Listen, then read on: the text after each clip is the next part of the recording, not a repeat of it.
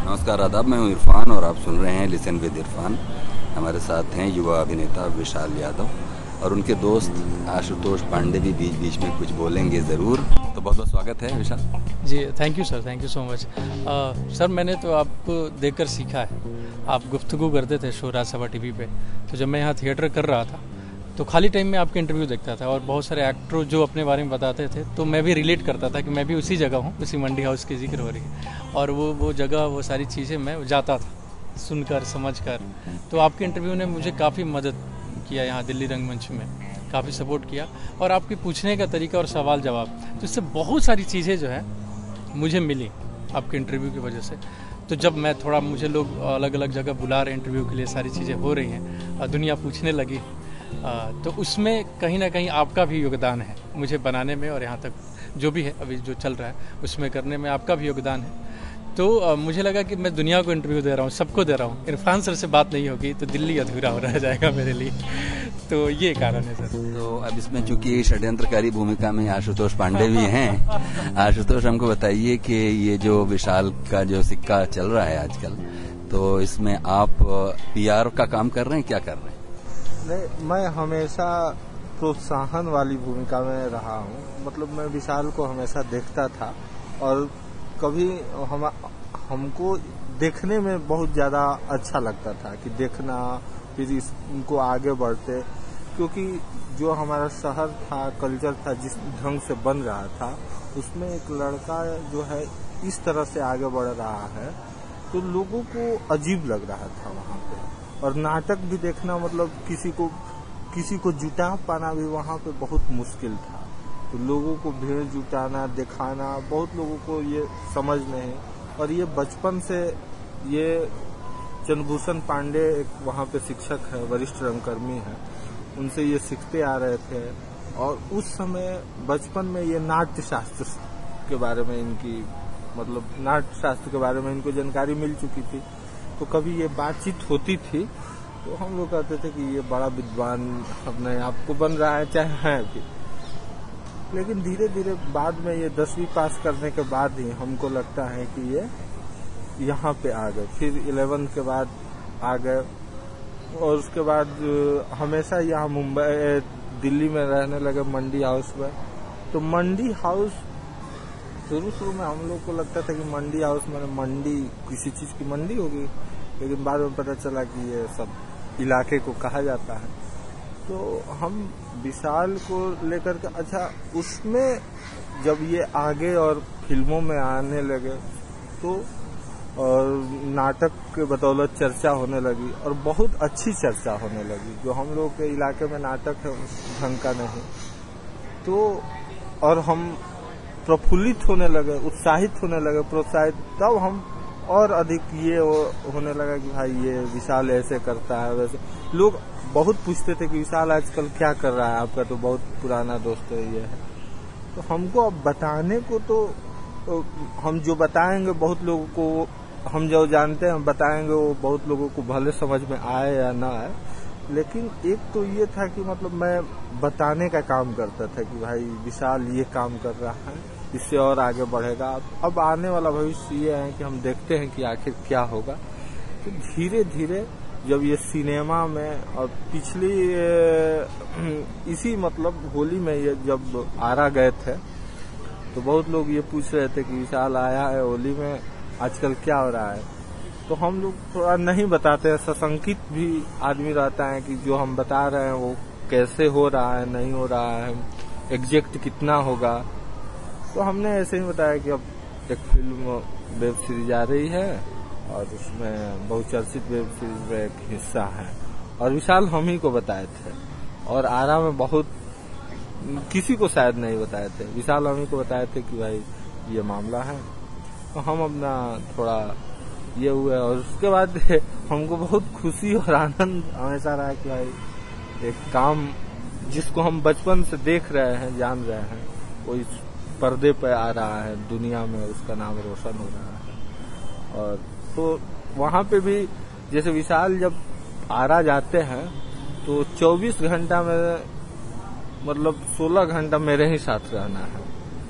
और हम भी पूरा काम धाम छोड़ के इन्हीं के साथ, तो ये रहता है कि भाई इसीलिए थोड़ा स्नेह है, प्यार से ज्यादा मैं ये कहूंगा कि स्नेह है। तो ये जो स्नेह है इसमें आपने कहा कि अब तो काफी काम भी करने लगे विशाल, तो क्या करने लगे जरा बताइए। अब फिल्मों में जो आना और दिखना, फिल्मों में आना और जो दिखना, हमारे यहाँ जब तक मतलब आप काम में कहीं दिख नहीं रहे हैं और उससे कुछ अर्जित नहीं कर रहे हैं, आप जब कुछ भी काम कीजिएगा तो आपके साथ दिखना चाहिए कि अच्छा कपड़ा पहन रहा है, अच्छे ढंग से रह रहा है। यदि फिल्मों के लिए काम कर रहे हैं या न्यूज चैनलों के लिए काम कर रहे हैं तो आपको टीवी पे, यूट्यूब पे कहीं दिखना चाहिए कि आप कुछ कर रहे हैं। तो ये जो दिख रहे हैं इसी को हमारे यहाँ अब काम के तौर पे मतलब फिल्मों में, और अब मैं देख रहा हूँ कि मतलब ये जैसे मुंबई रहते हैं, फोन पे अक्सर बताते हैं यहाँ मीटिंग हुई, यहाँ पे मीटिंग हुई, और इस तरह से स्क्रिप्ट मैंने सुनी, तो और हर चीज पे चर्चा भी होती है कि भाई हम इसको कैसे करें, नहीं करें, कैसे करना चाहिए, कैसे डील करना चाहिए। तो एक निजी जो दायरा है उसमें मुझे रखते हैं और उसमें वो पूछते रहते हैं, लगता है कि ये अच्छा सजेशन दे पाएगा, तो ये पूछते रहते हैं। तो मुझे लगता है कि अब व्यस्तता इनकी बढ़ गई है और मतलब लोग मीटिंग कर रहे हैं, और अक्सर मतलब आरा रहने के दौरान ये मुंबई देर रात वहां से लगभग 12 बजे के आसपास फोन आता है, तब हमको जगना पड़ता है भाई देर रात में मतलब फोन मिस न हो जाए। तो ये लगता है कि अब दिन भर काम के पर बातचीत हो रही होगी, उसके बाद हमसे मिलेंगे, बातचीत करेंगे। तो आज है 12 अगस्त 2024 और हम लोग मंडी हाउस नई दिल्ली के त्रिवेणी सभागार के पीछे की तरफ जो एम्फी थिएटर है उस इलाके में थोड़ी उमस के बीच में बैठे हुए बातें कर रहे हैं। वापस लौट के आशुतोष के पास आएंगे, लेकिन विशाल हमको ये बताइए कि जब आपके केस में ये नहीं कहूंगा कि बड़ा लंबा संघर्ष रहा, अभी तो आपकी उम्र ही क्या है, ये कहा जा सकता है कि मेथोडिकल ढंग से मेहनत करते हुए, लगन के साथ आगे बढ़ते हुए, अभी चूंकि एक नए किस्म का पूरा फिक्शन में सिनेरियो है तो आपके लिए जगह बनी। खासतौर पर अगर पंचायत की बात करें तो पंचायत एक ऐसी सीरीज है जिसमें थोड़े वो तो स्टारडम तो उसमें पहले भी नहीं था, और कहानी कहने में एक पात्र की जरूरत होती है जहां आप फिट बैठे होंगे।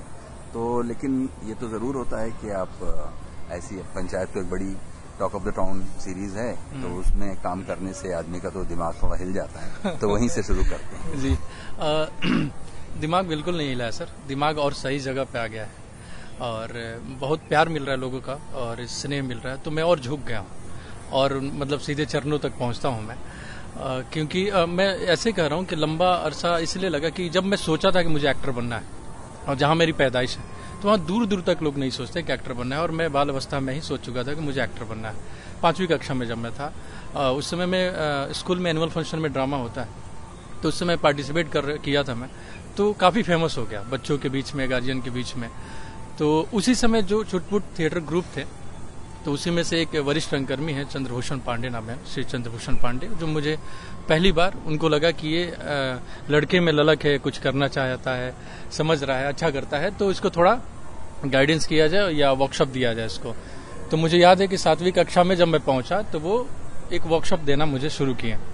तो मैं 5वीं कक्षा से लेके जब तक यहाँ तक आराम का रहने वाला हूँ तो बिल्कुल उल्टी धारा में, क्योंकि मेरे बैच के 95% बच्चे कोटा जा रहे थे और मुझे एक्टर बनना था। तो उनके घर वाले बोलते थे या गार्जियन के, हमारा चिंटू तो कोटा जा रहा है, हमें आवारा समझते थे वो, लेकिन हमारी तैयारी चल रही थी कि मुझे एक्टर बनना है तो ऐसी ऐसी चीजों को सीखना है, जानना है। तो उस हिसाब से कह रहा हूँ कि अगर 5वीं कक्षा का बच्चा सोचता है कि एक्टर बनना है और सारी परिस्थितियां विपरीत हैं और अभी तक पहुंचता है, मतलब कि बचपन गवाया, टीनेज गवाया और जवानी ताक पे है, तो ये लंबा अरसा जो है मेरा, क्योंकि मेरे उम्र के बच्चे बाइक लेकर गेरी मारते थे और मैं किताबों और अभिनय की बारीकियां सीखने में समय बिता रहा था सर। तो और बिल्कुल दिमाग बिल्कुल नहीं खराब हुआ, बिल्कुल ठिकाने पाया है। क्योंकि मुझे अभिनय करने में सबसे ज़्यादा मज़ा आता है। तो जब अवसर मिल रहा है तो मैं मौका नहीं छोड़ रहा हूँ, और किसी से भी कैसे भी करते हैं कि मुझे थोड़ा दे दिया जाए या काम करने दिया जाए कैमरे के सामने, और प्यार मिल रहा है तो बड़ा खुशी मिल रहा है सर, क्योंकि मैं रिलेट कर पा रहा हूँ कि इसी के लिए काम कर रहा हूँ मैं, तो लोग मुझे ज़्यादा प्यार करें जी। और ये जो चंद्रभूषण पांडे जी के साथ जो आपका था, कितना समय था? लगभग 1-1.5 साल था सर। अच्छा। हाँ, और उसके बाद छुटपुट मैं उनके साथ जुड़ा रहा। मुझे याद है कि मैं जब था तो पहले चार्ट बोर्ड पे बहुत सारे हिंदी के जो नाटक है लिख कर उसके और बहुत सारे संवाद जो है चिपका दिया उन्होंने, जिसमें अंधा योग का स्पीच है अश्वत्थामा का, या मोहन राकेश का वो आधे अधूरे का एक स्पीच था उसमें, तो या काले सूट वाला का जो स्पीच है, या गंधारी का स्पीच है, ऐसे बहुत सारे नाटकों के स्पीच वो दीवार पे चिपका दी। और मुझे नहीं पता था 7वीं कक्षा का बच्चा क्या पढ़ता है, तो उन्होंने सारी चीजें बताना शुरू किया कि ऐसे ऐसे चीजें होती हैं, ऐसा सीखना पड़ेगा। तो मैं लग गया उसमें, और मुझे याद है कि मैं अश्वत्थामा की स्पीच याद कर गया। मुझे नहीं पता था, इंडियन मैथोलॉजी के बारे में भी नहीं पता था। मेरी रुचि जगी और लोगों ने बताना शुरू किया कि महाभारत है और ऐसी सारी चीजें होती है, तो उस वजह से उसी समय से मुझे इंडियन मैथोलॉजी से भी प्यार हो गया और मैं जानने समझने लगा, और अश्वत्थामा का किरदार तैयार किया और उन्होंने करवाया। और मैं जब भी मौका मिलता था 10 लोगों के बीच में, बोलते थे कि अश्वत्थामा करेगा विशाल। अब उसमें सब वर्ग के लोग प्रभावित होते थे, जो पढ़े लिखे हैं या थोड़ा ऐसे भी हैं, कि उसमें चीखना चिल्लाना और सारी चीजें जो थी, तो मैं करता था और धीरे धीरे धीरे धीरे सीख रहा था और समझ रहा था और परफॉर्मेंस कर रहा था। तो उनसे जो भी संभव हो रहा था, तो उसी समय उन्होंने कहा कि देखो 4 वेद हैं और उससे दुनिया चलती है। जब निरस्ता आने लगी तो 5वां वेद जो है क्रिएट किया गया, और भरत मुनि के द्वारा जो लिखा गया नाट्य शास्त्र जो, तो उनसे जो भी संभव हो रहा था वो बता रहे थे। लेकिन मेरी ललक बहुत थी, मैं उनको टैपिंग करते रहता था, सर ये बताओ ना। तो बोलते थे कि यार जब करियर की बारी आएगी तो बताऊंगा, अभी इतना ही समझो, इतना ही ठीक है तुम्हारे लिए। लेकिन मैं संतुष्ट नहीं होता था, खाली टाइम में भी उनके घर चला जाता था, बोलता था कि ये वाला बताइए ना क्या हुआ, उससे क्या हुआ था, ऐसे क्या हुआ था। तो वो निरंतर मुझे बता रहे थे। तो ट्रेनिंग वैसे वहां से शुरू हो गया, और जो भी स्पीच मिल रहा था मुझे, हालांकि उस समय मेरी हिंदी बिल्कुल खराब थी, एक स्पीच में पढ़ रहा था उसमें कोई प्ले का, तो जो है वहाँ बिहारियों का सब अड़ा वगैरह और बहुत खराब होता है, तो उसमें एक थी कि हनुमान जी की बड़ी कृपा है, तो मैं बोलता था हनुमान जी की बड़ी कृपा है, तो मुझे डांटते थे। तो मुझे यही लगता था कि मैं सबसे छोटा बच्चा हूं तो जानबूझ के डांट रहे हैं मुझे, मैं तो सही बोल रहा हूँ, लोग तो ऐसे ही बोलते हैं। तो धीरे धीरे उन्होंने मेरी सारी कुछ जो है हिंदी ठीक कराना, और उर्दू भी बहुत सारी चीजें जो है उनसे जो भी संभव हो रहा था वो ठीक करा रहे थे। तो ये करते करते उन्होंने कहा कि देखो तुम्हें अच्छा एक्टर बनना है, चीजें करनी सीखना है, जानना है, तो तुम्हें मंडी हाउस जाना पड़ेगा। तो मैं 8वीं में पहुंच गया था तो मेरे कान में मंडी हाउस शब्द आ गया था। तो उसका कारण ये भी था कि उन्होंने कहा कि मंडी हाउस जाओगे, थिएटर करोगे। तो बिहार के ही एक बड़े एक्टर जो है मनोज वाजपेयी, वो बिहार के मंडी हाउस गए थे, और वहां उन्होंने नाटक किया, और फिर मुंबई गए और बहुत बड़े एक्टर बने, अभिनय में लोहा मनवाए। तो तुम्हें भी ऐसा ही करना चाहिए। तो मेरे दिमाग में सोते वक्त यही होता था कि कब मैं 12th के एग्जाम दूं और मंडी हाउस पहुंची, यही था। तो फिर उन्होंने कहा कि देखो ऐसी सारी फिल्में देख रहे हो, तो उन्होंने पहली फिल्म जो इंट्रोड्यूस कराई, जो थोड़ी हट की, क्योंकि मैं अमिताभ बच्चन का बड़ा फैन था, कॉपी करता था, मिथुन का करता था, आइसक्रीम बेचने वाले का करता था, जो भी संभव होता था मैं अपने तरीके से उसमें मिर्च मसाला लगा के परफॉर्मेंस करता था। नाचों का करता, जो हमारे यहाँ नाच आता था, तो वो नाच का मैं रिक्रिएट करता था घर पे, लाबार जो जोकर होता है वो भी क्रिएट करता था। तो सारी चीजें चल रही थी। तो उसी समय जब भी उनको समय मिलता था तो मेरे कानों में डाल रहे थे कि ऐसे भी फिल्में देखो, और रिकमेंड कर रहे थे। तो मैं पहली फिल्म लेजेंडरी फिल्म मेकर हैं बिहार के ही प्रकाश झा, उनकी फिल्म देखी दाम्बुल, सीडी पे आता था, और एक डीवीडी कैसेट आप खरीदने जाओ तो 4 उसी के रिकमेंडेशन जैसी फिल्में होती थी। तो उसमें मैं बैंडिट क्वीन देख गया अंडर एज, उसके लिए माफी चाहूंगा मैं।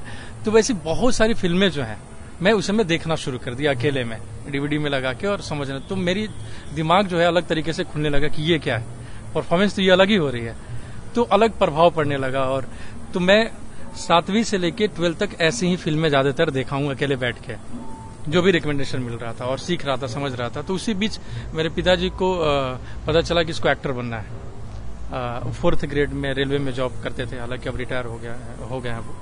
तो उनको पता चला, तो उन्होंने कहा कि यार तुम कह रहे हो कि दिल्ली जाओगे, मतलब बच्चा जिद कर रहा है कि दिल्ली जाना है, दिल्ली जाओगे तो ठीक है, दिल्ली जाना, या दुनिया के अलग अलग भाषा में काम करोगे, सभी जगह जाओगे आगे, ठीक है, लेकिन अपनी जो है कल्चर सीखो, तुम अपना फोक सीखो। तो तो मुझे लगा फोक क्यों सीखना है, क्या सीखना है, ये क्या होता है। लेकिन पिताजी ने मुझे समझाया और उसके बारे में बताया, तो मैं उस समय बिहार का जो भी फोक फॉर्म होता है सब सीखने लगा, जानने लगा। तो मुझे याद है कि विदेशिया कल्चर जो है, और भिखारी ठाकुर जहाँ के रहने वाले हैं वहीं जस्ट बगल में मेरा मम्मार है, तो ये वही आभा मंडल है। मेरी पैदाइश जो है वहीं से, मुझे लगता है जो भी मेरे अंदर आया होगा अभिनय का वो उधर से ही आया होगा। गंगा किनारे की जो पट्टी है, कुतुबपुर दियारा बोलते हैं उसको। तो मैं भिखारी ठाकुर के सारे प्लेज सीखने, जानने, समझने लगा। म्यूजिक जो है महेंद्र मिसिर और आरा के ही एक रहने वाले थे जो पूर्वी शैली में उनसे बड़ा रचयिता नहीं माना जाता था। उस समय कहा जाता था कि अगर किसी को सिंगर बनना है तो वो हनुमान पाठा का लिखा हुआ पहले पूर्वी सुना है। तो मैं हनुमान पाठा के घर जाता था, हालांकि उस दुनिया में नहीं है, लेकिन मुझे जानना था, सीखना था कि क्या होता था। तो ये सारी फोक फॉर्म और सारी चीजें जो भी बिहार के हैं, मुझे निर्गुण आता है, चैती आता है। चैती माँ से सीखा हूँ क्योंकि माँ को चैती आता था, चैती, और ये भी सोहर, माँ से सोहर सीखा हूँ मैं। तो जो भी संभव हो रहा था उस समय मैं अपना फोक भी सीख रहा था, सब कुछ समझ रहा था 12th के एग्जाम देने से पहले तक। उसके बाद मैं मंडी हाउस आया जी। 12th करके आ गए? 12th का एग्जाम देके आ गया जी। अच्छा जी। तो मतलब फिर यहाँ कोई कॉलेज में एडमिशन लिया? पढ़ाई चल रहा था सर। एडमिशन मैं बीरकुंवर सिंह यूनिवर्सिटी में ही ले रखा था ग्रेजुएशन। अच्छा, वहीं आरा में ही में कॉलेज का एडमिशन लेके फिर यहाँ आ गए? जी। अच्छा, किस साल में? ये पहुंचा था 14 में।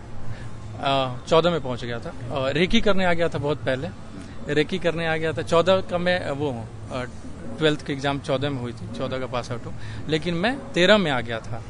रेकी करता था और चला जाता था कि यहीं रुकना है, यहाँ करना है, लेकिन पूरी तरीके से जो मैं एग्जाम 14 में देकर आ गया था मंडी हाउस जी। फिर 14 से कब कितने साल तक ये चला, कुछ दिशा मिली? जी मैं आरा में ही था, तो उन लोगों ने ही रिकमेंड किया था कि तुम्हारा बेसिक सारा चीज़ जो है हम लोग के हिसाब से क्लियर है, तो तुम उनके पास जाओगे जो तुम्हें यहाँ से ऊपर ले जाए। तो एक महेंद्र मेवाती सर का नाम उन लोगों ने रिकमेंड किया, हालांकि मैं नहीं जानता था उससे पहले, और मुझे हिंदी रंगमंच के बारे में ज़्यादा पता भी नहीं था। महेंद्र मेवाती का नाम आपको किसने रिकमेंड किया? आरा के ही वरिष्ठ रंगकर्मी जो हैं, जो कुछ लोग मंडी हाउस रिटर्न थे, जो थिएटर करने आए थे, तो उन्होंने कहा कि बहुत हिंदी रंगमंच के बहुत बड़े एक्टर हैं। नाम आप क्यों नहीं ले रहे हैं जिन्होंने रिकमेंड किया? बहुत सारे चीजें हैं सर, तो मुझे एग्जैक्ट वो पर्सन नहीं याद आ रहा जो पहली बार जिन्होंने नाम लिया था, क्योंकि सब लोगों ने उनको जानते ही हैं जो यहाँ से वो थे, लेकिन वो पहला पर्सन मुझे याद नहीं आ रहा अभी फिलहाल जिन्होंने नाम बताई। तो आप आए और यहाँ महेंद्र से मिले, तो महेंद्र ने तो आपको बहुत डांटा वाटा होगा? वो तो बिल्कुल क्लास लगा दिया करते थे। हाँ, तो वो मुझे याद है कि यही सर्कल वाला जो पार्क है, तो मैं चेहरे से नहीं जानता था, कोई फोटो नहीं था इनका मेरे पास, तो मैं ऐसे ही भटक रहा था मंडी हाउस में। तो बहुत सारे ग्रुप में भी गया, एक सप्ताह ढूंढा, तो पता चला, पूछ रहा था कि मेवाती सर कहाँ मिलेंगे, तो सब लोग बोलते थे सर्कल वाले पार्क में मिलेंगे। तो एक सप्ताह तक आए नहीं थे किसी कारण से। तो एक दिन पता चला कि आज आए हुए हैं, मैं यहीं BMS स्नैक्स पे समोसा खा रहा था, तो आए हुए हैं वो हैं। मैं जाके चुपके से खड़ा हो गया, ऐसे उनका क्लास चल रहा था, तो मुझे देखते रहे आधे घंटे तक, देखते रहे कि खड़ा क्यों है। क्लास खत्म है, बोला हाँ जी बताइए क्या है। मैंने बोला कि सर ऐसी ऐसी बात है, तो ठीक है बैठ जाइए। मैं बैठ गया, सारा क्लास देखा, फिर जाने लगे तो बोले हाँ इधर आ जाइए। हाँ बताओ क्या है? एक्टर, सबको एक्टर बनना है। ठीक है, कल से आ जाना, ठीक से आ जाना, और बाल को है ना यहाँ हेयर बैंड लगा के आना। उस समय भी बड़े बाल रखता था मैं। फिर अगले दिन से मैं वहाँ उनके पास बैठने लगा और उनसे जानने समझने लगा, उनके ग्रुप में शामिल हो गया। तो बड़ा इजी प्रोसेस रहा उनके साथ। और अभिनय के मुझे लगा कि बाहर की बहुत सारी जो थ्योरीज हैं और किताबें हैं अभिनय पे, उनकी वजह से मैं जान पाया, और बाहर की जो भी लिटरेचर है या रशियन लिटरेचर वगैरह है, तो सब उन्हीं की वजह से जान पाया। और वो रिकमेंड करते थे, जब भी थोड़ा सा लेते थे, वो सबको पता है, लेकिन जब भी ठीक ठाक होते थे तो रिकमेंड करते थे वो कि ये चीजें पढ़ो, ऐसे करो, वो करो।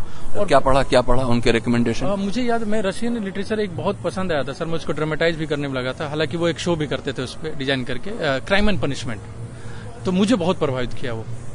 पहली बार पढ़ रहा था तो मैं उसको अपने ढंग से करना चाहता था, और मैं उसको क्रिएट भी कर रहा था, अपने अनुसार उसको बना भी रहा था। हालांकि शो नहीं कर पाया, लेकिन वो बना चुका था मैं कि इसको करूंगा अपने ढंग से। तो मुझे वो बहुत प्रभावित किया था सर, वो जो क्राइम एंड पनिशमेंट। और मुझे याद है कि प्रसन्ना जी का लिखा हुआ the Indian method of acting जो है, उनकी वजह से, क्योंकि उन्होंने बताया कि प्रसन्ना जी की सर की जो है लिखी हुई एक किताब है, वो भी तुम पढ़ सकते हो, समझ सकते हो। तो उनके वजह से मैं वो सारी चीज़ें जो है जाना समझा। और बाहर के एक्टरों के बारे में भी, इससे पहले मैं अल पचिनो को नहीं जानता था मंडी हाउस से पहले, क्योंकि आरा में नहीं होता था जी। तो मुझे याद है कि मैं गॉडफादर देखा, स्कारफेस से मैं हिल गया कि स्कारफेस ये क्या परफॉर्मेंस चल रहा है। तो जो भी रिकमेंड वो कर रहे थे मैं देख रहा था। तो बाहर की फिल्में जो भी रिकमेंड हुआ वो सर ने किया, मेवाती सर ने किया कि ऐसी फिल्में देखो, इनको देखो, ये एक्टर हैं, उनके तरह अप्रोच कैसे करते हैं किरदार को, वो सारी चीज़ें तो वो मेवाती सर ने मुझे दिया। फिर यहाँ पे 14 के बाद से जी कौन वाले साल थे जब थोड़ा सा लग के नाटक की? ये 16 था सर, क्योंकि मैं ऐसे लोगों को ढूंढ रहा था यहाँ पे जो मुझे सपोर्ट करें कि मैं एक प्रोडक्शन करना चाहता हूँ और ऐसा है। तो मुझे एक स्टोरी पहले मिली थी, क्योंकि नेटुआ का प्रभाव मेरे ऊपर था, क्योंकि आरएम में मैं सुनता था कि मनोज वाजपेयी जो है नेटुआ करते थे। तो वो एक तो मस्तिष्क में था मेरे कि मैं मंडी हाउस जाऊंगा, अगर संभव होगा तो वैसे ही कुछ एक नाटक डिजाइन करूंगा और करूंगा, क्योंकि काफी लंबा अरसा हो गया है उस नाटक के, तो लोग देखेंगे समझेंगे, तो मेरे अंदर था वो। तो वैसे ही मुझे एक छोटी सी स्टोरी मिली थी, चैत का लौंडा। तो मुझे लगा कि यार ये तो कुछ अलग है, मतलब वैसा ही है लेकिन इसको किया जा सकता है। तो मैंने उसको ड्रामेटाइज किया, इम्प्रूव करते करते एक फुल लेंथ प्ले बनाया और तैयार किया, और सारे नए एक्टर लिए, क्योंकि जो भी एक्टर थे यहाँ पे पैसे मांगते थे, मेरे पास था नहीं। और जितने नए एक्टर थे जिनको प्ले करना था, जो भटक रहे थे उस ग्रुप से उस ग्रुप से, मैं बोला कि सब आओ ऑडिशन दो, फिक्की के पीछे वाले पार्क में एक प्ले कर रहा हूँ और ये किरदार का ऑडिशन हो रहा है, आप लोग दो। तो ऑडिशन ही 15 दिन चला सर, और उसमें से मैंने बहुत सारे एक्टरों को छांटा, मुझे लगा कि ये भूमिका कर पाएंगे, ये कर पाएंगे, और मैंने नाटक को ऐसे धीरे धीरे लोगों के साथ इम्प्रूव करते करते, एक बेस तो था ही हमारे पास, और गाने की और जो भी म्यूजिक की समझ थी, तो वैसे लोगों को भी जोड़ते रहा कि इनसे ये म्यूजिक करा पाऊंगा, इनसे ये करा पाऊंगा, और कराते नए लोगों के साथ एक प्ले डिजाइन किया जो चैत का लौंडा, और मुख्य भूमिका मैं ही कर रहा था उसमें।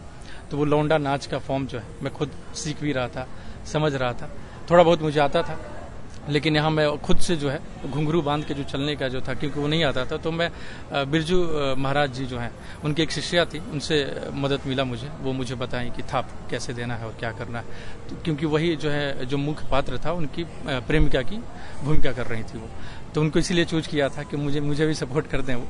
तो वो प्ले में डिजाइन किया और यहीं श्री राम सेंटर में परफॉर्मेंस किया था, और काफ़ी पॉपुलर हुआ वो प्ले, जो मुझे लग रहा था कि वैसा होगा वैसा ही हुआ। और मंडी हाउस में मैं थोड़ा चर्चा में आ गया, यहाँ पे लोगों को लगा कि यार ये बड़ा अच्छा करता है लड़का, और लड़की बना था यार, तो कुछ को लगा कि ये वैसा ही है। और मैं उस समय 19 साल का था सर मात्र। तो वो चैत का लौंडा 2016 में, आज भी मैं कल SRC में गया था तो पुराने स्टाफ मुझे पहचानने लगे, क्या रे चैत का लौंडा वाला लड़का है ये। तो ये खुशी है सर, इस लेवल का पॉपुलर हुआ था मैं ये श्री राम सेंटर में मंडी हाउस में, वो चैत का लौंडा की वजह से। तो वो 2016 था सर। आशुतोष, आप बोर हो रहे होंगे इसलिए थोड़ा आपको इन्वॉल्व करता हूँ। आपने चैत का लौंडा देखा था?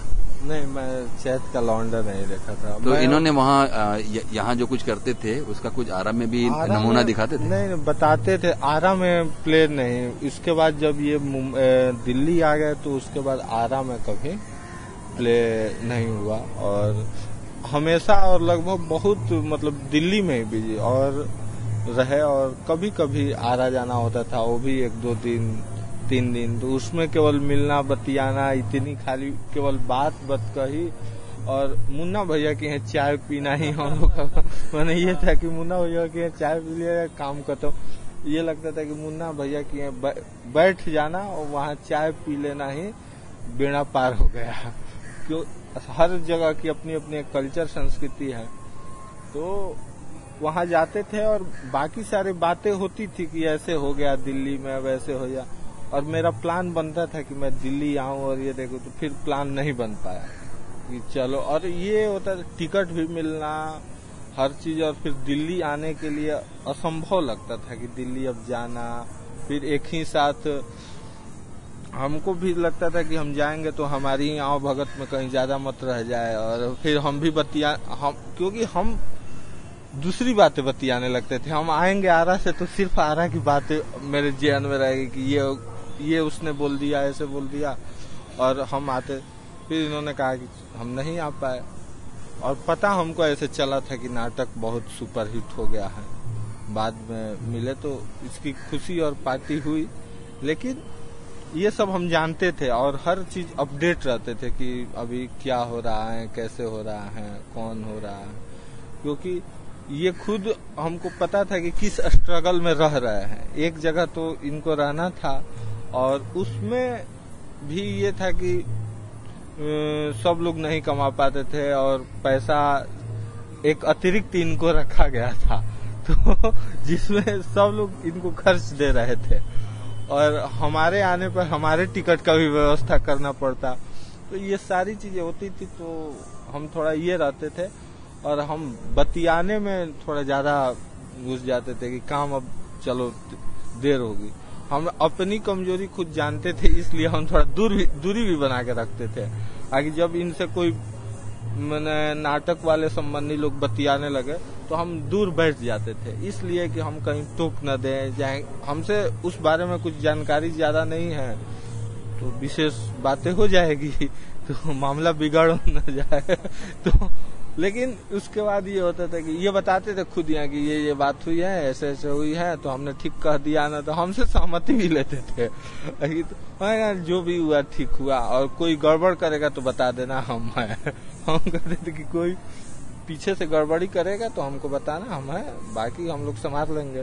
तो ये हमारा ये रहा। लेकिन हम ये था कि नाटक होना चाहिए जहाँ भी हो। आरा में भी जब इनका एक कार्यक्रम वीर कुंवर सिंह स्टेडियम में हुआ था शुरू में, तो अब ये इनको फर्स्ट, हमको याद है फर्स्ट प्राइज मिला था, तो हम लोग केवल दर्शक दीर्घा में बैठने वाले थे। हमारा ये काम था कि हमारा दोस्त है पीछे, आगे अपना है ना हम, लेकिन सबसे आखिर में हम कभी भी दर्शकों में आगे बैठने के चक्कर में नहीं रहे, कोई भी जान पहचान हो कुछ भी हो, क्योंकि हमको खुद भी देखना ना कि हम कोई अच्छा कार्यक्रम देख रहे हैं, मुझे अच्छा लाज लगता था और उसमें और भी लगता था कि कोई हमारा नजदीकी है उसमें और ज्यादा। तो मैं पीछे एकदम खड़ा होकर देखता था और मुझे ये समझ में नहीं आता था कि ये मिलेगा तो इसको क्या कहना है, सही कहना है, गलत कहना है, क्योंकि बहुत विशेष उस टाइप की समझ नहीं थी कि हम बताएं कि माने ये अच्छा हुआ है। कि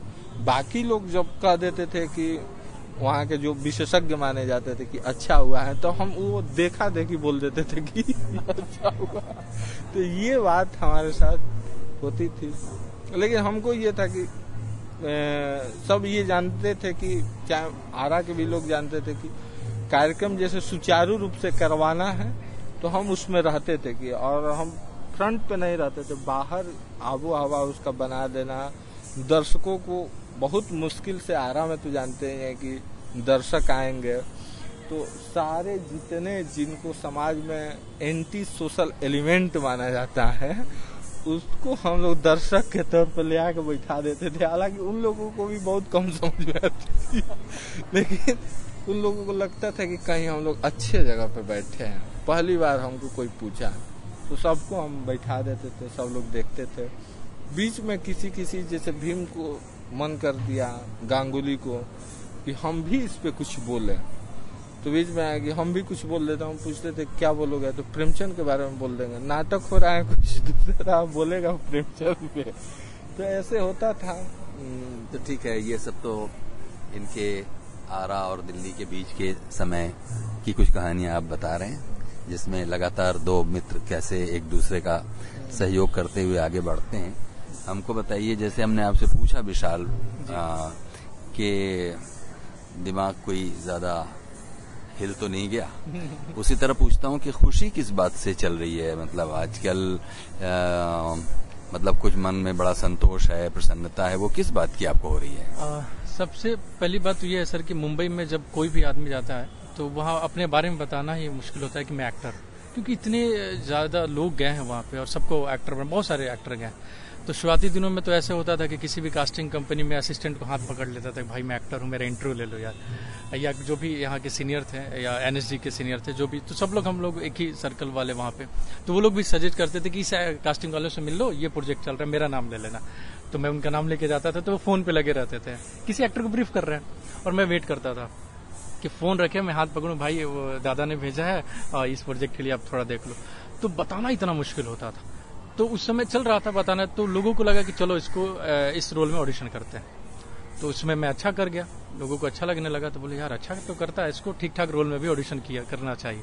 तो वो लोग करने लगे ठीक ठाक रोल में भी, तो उसमें भी अच्छा होने लगा। तो जितनी कास्टिंग एजेंसियां हैं वहाँ पे थोड़ा हो गया कि अच्छा एक्टर इसको इस ग्रेड में रखो और इस एज ग्रुप में ये ठीक करता है। ये कब से हुआ? ये हुआ सर 19 के कोविड के बाद जी। उस समय में एक पहली जो खुशी मिली थी श्री राम राघवन की एक फिल्म में 21 जो भी बन रही है, जिसमें वरुण धवन करने वाले थे, अब अगस्त्या नंदा कर रहे हैं। तो उसमें मैं एक मेजर पार्ट में शॉर्ट लिस्टेड हो गया। तो लगा यार श्री राम सर तारीफ कर रहे थे तुम्हारी, वैसे तुम हमारी श्री राम सर ने कहा तुम मेरे लिए तो वैसी वाली हो। तो पहला शॉर्ट लिस्टेड जो है बड़े प्रोजेक्ट में मैं हुआ। तो वैसे करके बड़े प्रोजेक्ट में शॉर्ट लिस्टेड भी होने लगा।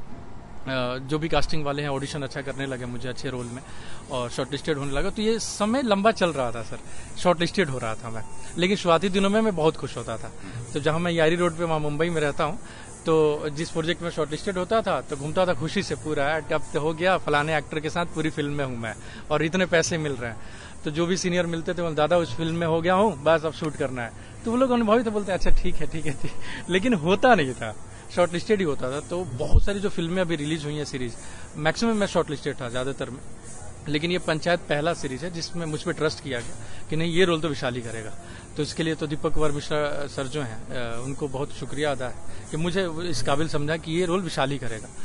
तो इस बात की खुशी है सर कि ये शो आने के बाद जो भी मेकर हैं या जो भी हमारी विधा से जुड़े हुए लोग हैं या आम जनता है, वो शो देखें और सामने से तारीफ करना और सामने से पहचानते हैं। तो मेरे लिए ये दुनिया चेंज हो गई कि मैं आज भी अगर कोई नहीं जानता तो मैं बताता हूं कि मैं एक्टर हूं, मुझे काम दिया जाए या ऑडिशन किया जाए। लेकिन ये विपरीत हो गया है। इंडस्ट्री में मैक्सिमम लोगों ने ये शो देखा है और सामने से मिलते हैं, मेरा नाम जानते हैं, मेरे किरदार को जानते हैं और बोलते हैं कि बड़ा अच्छा काम किया विशाल, मैं कुछ लिख रहा हूं, साथ में काम करना है। तो मैं तो अच्छा सर जानते हैं क्या, मैं तो इस कोशिश में था कि किसी को भी कास्टिंग के थ्रू मिल जाऊं इस डायरेक्टर से, तो मैं कहूं कि सर मैं एक्टर हूं। वो सामने से मिल गए, बोले कि यार विशाल आपका काम देखा, बड़ा अच्छा काम किया आपने, मैं कुछ लिख रहा हूँ, साथ में करेंगे काम। तो इस तरह की जो खुशी मिल रही है सर मुझे, और बहुत सारे जो इंडिपेंडेंट फिल्म मेकर हैं और ऐसे फिल्म मेकर हैं मेरे साथ काम करना चाह रहे हैं। चीजें हो गई हैं कि कुछ लोगों ने स्क्रिप्ट भिजवाया है, कांटेक्ट कर रहे हैं कि इस प्रोजेक्ट में कुछ खाली है क्या, चीजें हैं क्या, या जो कास्टिंग वाले उन्हें सीरीज देखा है वो सामने से उनका नजरिया चेंज हो गया, भाई इस प्रोजेक्ट में आपका पीपीटी भेज रहा हूँ, इस किरदार में आप अवेलेबल हो ना, आपके यहाँ पे मैं बात करने वाला हूँ इस रोल में, ऐसा इतना पैसे मिलेंगे ऐसे। तो ये सारी चीजें चेंज हो गई हैं। तो वो इस बात की खुशी है कि कल तक जो है मुझे बताना पड़ता था, अब सामने से लोग जो है अप्रोच कर रहे हैं, प्रोजेक्ट से बात कर रहे हैं और नरेशन दे रहे हैं। सर नरेशन में सुना नहीं था कि मुझे नरेशन मिलेगा और स्टोरी सुना ही जाएगी, मतलब मुझे लगता था केवल ऑडिशन ही होगा मेरा, ऑडिशन के बाद ही चीजें होंगी। तो अब जैसे नरेशन सुन रहा हूँ मैं, तो लोग अच्छा मैं नरेशन सुन रहा हूँ कॉफी पी के, तो अंदर ही अंदर खुश होता हूँ कि यार ये कॉफी पी के नरेशन स्टोरी सुनाई जा रही है आपके हिसाब से कि ये स्टोरी ऐसे जाने वाली है। तो ये सारी चीजें जो है भगवान की कृपा है और उनकी वजह से चीजें हो रही है, तो इस बात की खुशी है सर। और आप जैसे लोग हैं जो इतना प्यार और इतना वो दे रहे हैं, तो इससे और ज्यादा खुशी हो रहा है, क्योंकि आप लोगों से हमने सीखा है, बहुत कुछ सीखा है, तो वही तो यूज कर रहे हैं हम लोग वहाँ पे, तो बड़ा खुशी मिल रहा है सर, बड़ा अच्छा लग रहा है इस सारी चीजों से, तो इसी बात की खुशी है।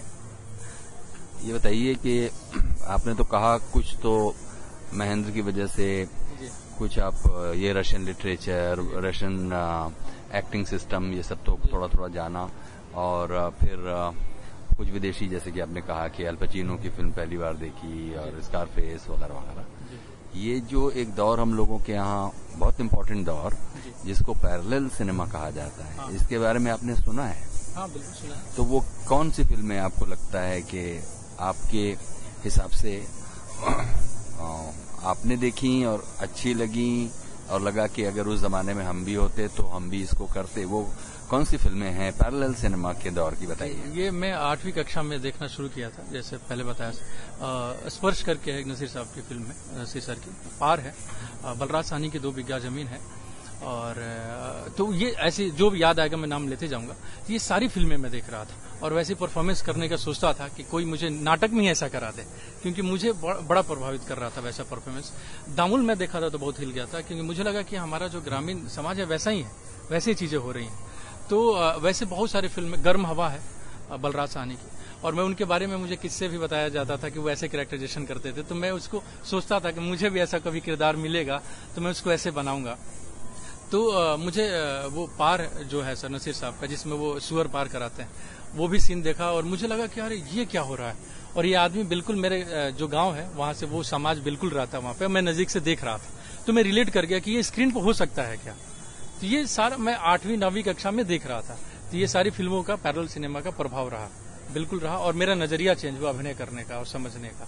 तो ये सारी फिल्में हैं सर जो मैं देखता हूं। जिसको अभी आप कह रहे थे कि अब तो नरेशन भी सुनने के लिए कॉफी पीकर मौका मिलता है, तो लेकिन उस नरेशन में क्या आपको ऐसी कहानियां भी सुनने को मिल रही हैं जिसको अभी आपने कहा कि ग्रामीण जीवन जिसको आप जानते हैं, वो ग्रामीण जीवन की कहानियां भी इक्का दुक्का छोड़ दीजिए, जो नरेशन मिल रहे हैं उनमें वो जीवन जिसको आप जानते हैं और वो जीवन जिसके चरित्रों को आप जानते हैं, वो दिख रहे हैं क्या कहीं?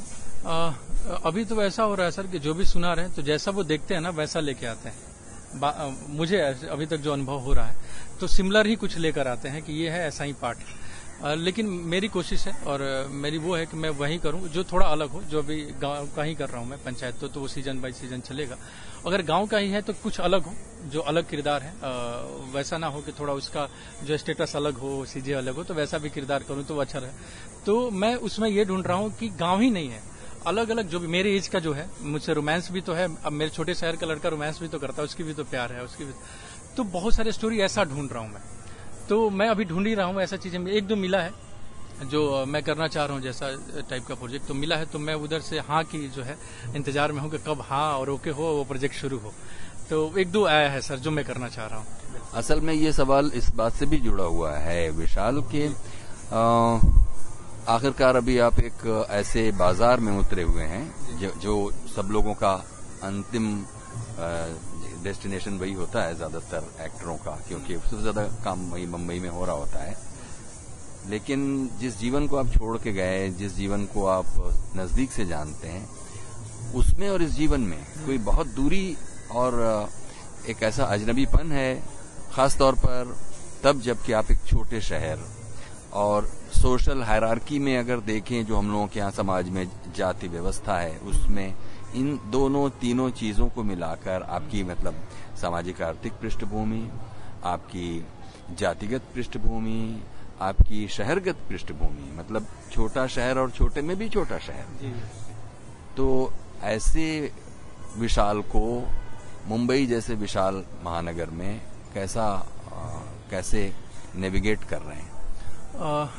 मुंबई सर मुझे इस हिसाब से बड़ा अच्छा लगता है क्योंकि मुंबई ही एक ऐसा शहर है कि आप एक सपना देखते हो छोटे से शहर में और उसको फॉलो करते करते मुंबई पहुंचते हो और वहां अनजान लोग बैठे हैं और आपको 15 मिनट या 3 मिनट या 5 मिनट के मीटिंग में या 1 घंटे की मीटिंग में या ऑडिशन देखकर आप पे ट्रस्ट कर जाते हैं कि ये इस पे मैं पैसा लगा रहा हूँ, इसको इतना पैसा दे रहा हूँ, ये रोल ये करेगा।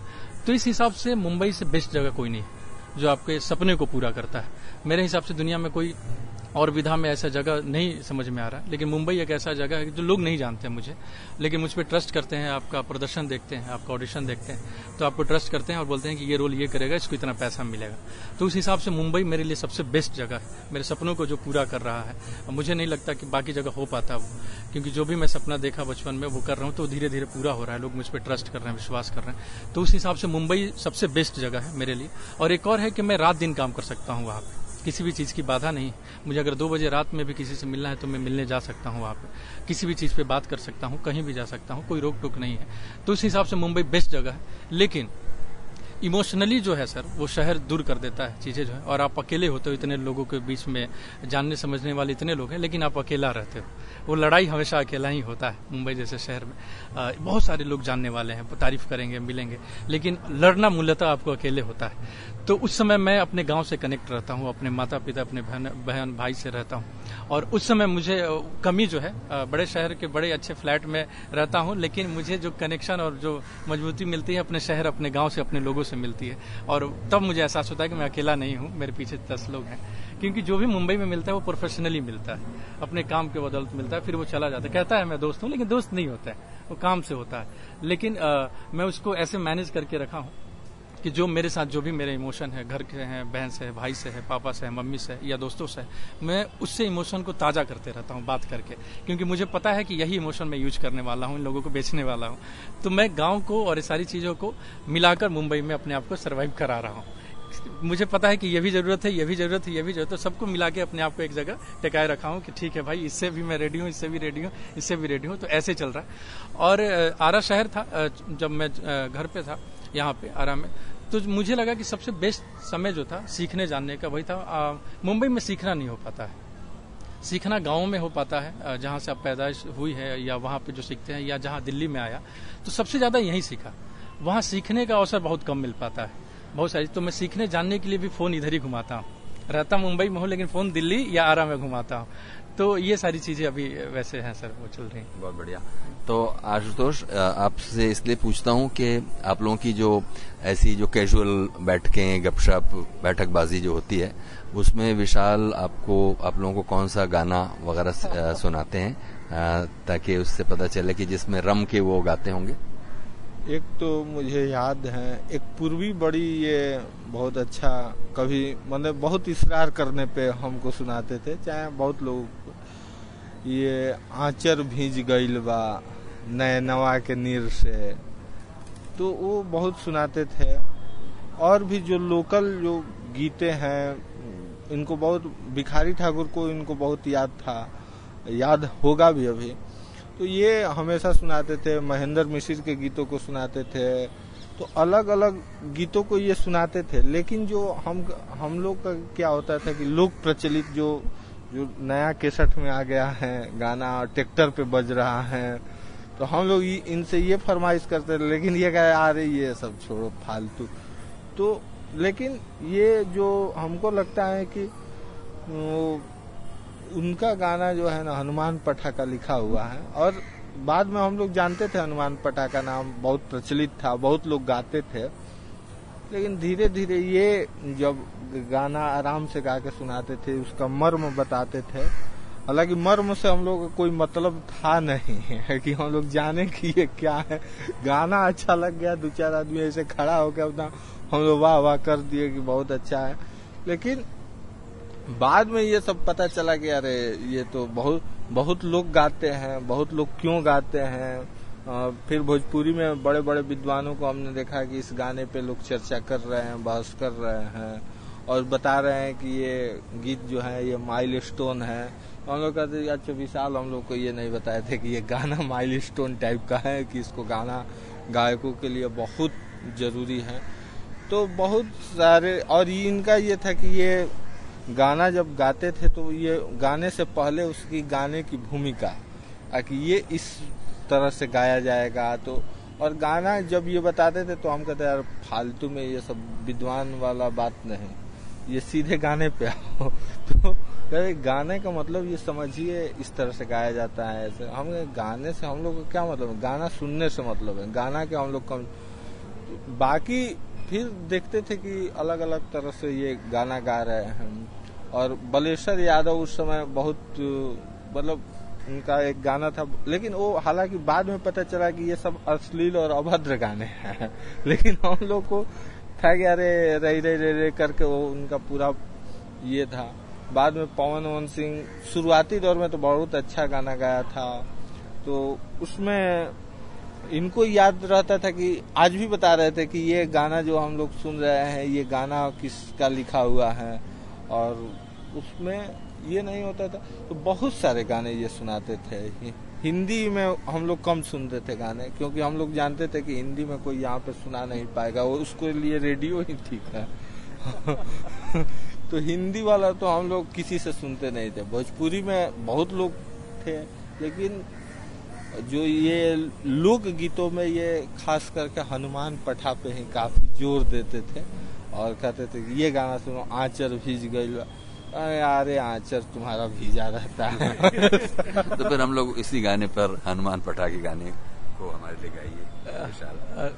कोशिश करता हूँ सर, जो याद रहे 2 लाइन वही गाता हूँ। उससे पहले ये जरूर कहूँगा सर कि मैं मतलब फोक इसीलिए जानता हूँ कि मेरी अभिनय है उसको इन्हांस करे। अगर वैसा कहे, मैं मूलतः सिंगर हूँ नहीं, क्योंकि मुझे बताया गया था कि एक्टर को थोड़ी गाने की समझ होनी चाहिए, थोड़ी डांस की होनी चाहिए, सारी चीजों की थोड़ी थोड़ी होनी चाहिए। मतलब वो मुझे याद आया अभी, jack of all but master of none वाली बात है। तो मैं उसी हिसाब से अपनी ट्रेनिंग किया हूँ। मैं अगर मुझे इंग्लिश गाने को कहा जाएगा तो मैं उसको गाऊंगा, वो समझ है वैसे गा दूंगा मैं, या हिप हॉप डांस करने के लिए कहा जाएगा, मुझे आता है मैं कर दूंगा। लेकिन जो मदर टंग की गाने हैं, वो भाषा है मदर जो भी है अपना लोकल लैंग्वेज का, वो रहता है। तो इसलिए मैं गुनगुनाता हूँ और चीज़ें, क्योंकि वो मेरी माँ की तरफ से और पिताजी के कहने की वजह से था। तो हनुमान पाठा का एक पूर्वी है सर, वो काफ़ी ऊंचा से है, तो मैं कोशिश कर रहा हूँ कि नीचे ही से गा दूँ। ऊंचे से गाइए। अरे तो लाउड हो जाएगा थोड़ा, तो ऐसे है सर। और अगर गलती हो तो मैं माफ़ी चाहूँगा कि अरे आचार आचर रे आचर, अरे आचर आचर रे आचर, की आचर भीग गइल बा नैनवा के नीर से, न जाने कवना पीर से ना, की आचर भीग गइल बा नैनवा के नीर से, न जाने कवना पीर से ना, हो राधिका फसल बाड़ी मुरलीधर हीर से, न जाने कवना पीर से ना, हो राधिका फसल बाड़ी मुरलीधर हीर से, न जाने कवना पीर से ना, कि आचर भीग गइल बा नैनवा के नीर से, न जाने कवना पीर से ना। और मुझे जो याद आ रहा था नहीं, बहुत बढ़िया, बहुत बढ़िया। आपने कहा कि आपकी माँ भी गाती थी, तो माँ का कुछ गाया हुआ या याद रह गया, कुछ सुनाइए। जी मुझे एक वो याद आ रहा है सर, जो भी याद आ रहा है वही गा रहा हूँ। दो चार इधर उधर लाइन हो सकता है। एक सोहर होता है सर, जब बच्चा पैदा होता है, तो मेरी माँ सुनाती थी कि उन लोगों का क्रिएटिव हो सकता होगा, क्रिएट किया हो लोगों ने। ट्रेडिशनल धुन था कि बेटी पैदा होता था तो क्या होता, बेटे में तो सब खुशी मनाते हैं, लेकिन बेटी होता था तो क्या होता था। तो उस तर्ज पे गाना था वो कि जननी के राम जी हमके बेटा दी है, बेटी जन्म ली लसे ललना, कि ललना एही खीसी सैया हमके मार दिहले, घर से निकाल दिहले ना, कि ललना एही खीसी सैया हमके मार दिहले, घर से निकाल दिहले ना। ये इतना याद आ रहा है। तो बहुत मजा आया विशाल आपके साथ बात करके, और आशुतोष आपने ये मौका दिया कि हम तीनों लोग एक चर्चा में शामिल हो पाए। सर आपसे तो मिलना, मतलब ऐसे भी मिलना बहुत सुकून देता है। और कभी कभी मैं अब ये YouTube पे बहुत मैं देखता नहीं हूँ, यूट्यूब पे पुराने इंटरव्यू ऐसे लगा के ऐसे रख देता हूँ, देखता कम हूँ, ऐसे रख देता हूँ, दिखने वाला भी विजुअल जो भी है तो मैं ऐसे सुनते रहता हूँ कि, और उसी से विजुअलाइजेशन करता हूँ, क्योंकि मेरा जो ये आदत रही है रेडियो सुनने की। और मैं देखना आज भी मैं विशाल को बता रहा था कि इनकी फिल्म आई, पंचायत वेब सीरीज आई, तो हम फिल्म देखना मैं पहले भी नहीं देखता था और आज भी मैं नहीं देख पाता हूँ। लोग कहते हैं कि चलो फिल्म देखने, तो मैं इनका जितना पार्ट था 2 एपिसोड 3 एपिसोड उतना तक मैं देख पाया, और फिर मैंने कहा कि ये बंद कीजिए तो हमारा ये है कि मैं ऐसे देख लूंगा, मतलब ऐसे खुद नंगी आंखों से क्या हो रहा है।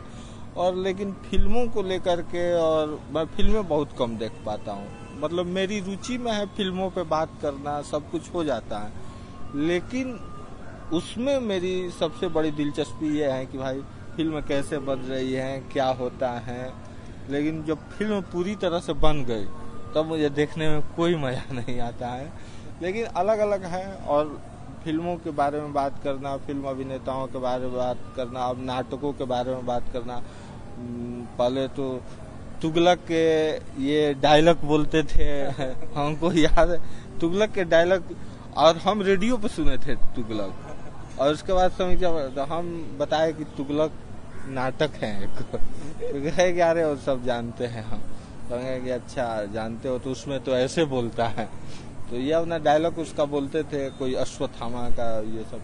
हम लोग ये सब समझते थे कि ये अपना कर रहे हैं, लेकिन हमारी जो प्रभाव, हम अपना प्रभाव हमारे अंदर रेडियो का था। जितने नाटक मैंने सुने, जितनी भी किताबों के बारे में सारा रेडियो से आया। तो अब क्या होता है कि रेडियो में जो चीजें जिस ढंग से बोल दी गई है, जिस परफेक्शन के साथ बोली गई है, यदि वो वैसे नहीं बोल रहा है तो मेरा मन उचट जाता था। ये तो बात है, ये तो है। रेडियो वालों के साथ ये बहुत है, क्योंकि रेडियो में एक जमाने तक वो परफेक्शन तो मिला ही। अब पता नहीं क्या हो रहा होगा, लेकिन एज अ रेडियो लिसनर आप वही एक्सपेक्ट करते हैं कि वही परफेक्शन और वही टोनेशन और वही ध्वनि आपके कानों में आए। तो विशाल, हम आपको एक बार फिर शुभकामनाएं देते हैं कि आप जिस रास्ते पर जा रहे हैं और जो सपना लेकर आगे बढ़ रहे हैं वो आपका सपना पूरा हो। तो बहुत अच्छा लगा आपसे बात करके। Thank you so much. और मैं ये जरूर कहूँगा सर, रिकॉल हो रही हैं सारी चीज़ें और मैं फिर से वापस आ गया।